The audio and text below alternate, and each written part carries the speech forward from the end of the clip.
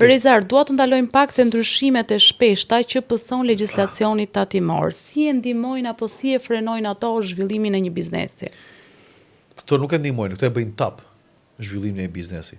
Se është më mirë të frenosh, të ndalosh e të mendosh, sesa të ecësh tap. Dhe ti e di shumë kur ecën tap, ecën dy hap para, dy hapa mbrapa, një hap para dhe nuk vesh mesh asnjëherë ku vete. Mund të ecësh dhe majtas e djathtas. Dhe ndryshimet e shpeshta janë të merë në parashikueshmërinë një të biznesit, dhe ti e di shumë mirë që çdo projekt bazik do hidhet në letër, në planin e letër, do çfarë do bëjmë muajin e parë, muajin e dytë, muajin e tetë, muajin e pestë, mos planet afatgjata që janë nga 3 deri në 5 vjet të paktën. Kjo është një dëmtim për brenda Shqipërisë.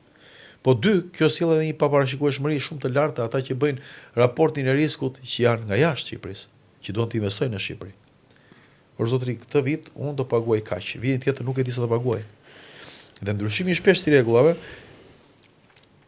ndalon atë dëshirën për të qenë i qëndrueshëm në biznes. Edhe kjo është tipike në Shqipëri, të shohim çdo bëjmë këtë muaj, pa vitin tjetër të jemi gjallë. Pra kjo është një psikozë që e kanë bizneset, edhe individët. Nuk parashikojnë, nuk kanë një vizion për të ardhmen e lartë. Edhe kanë të pamundur ta ndërtojnë vizionin, edhe sikur të lodhen për të ndërtuar vizionin.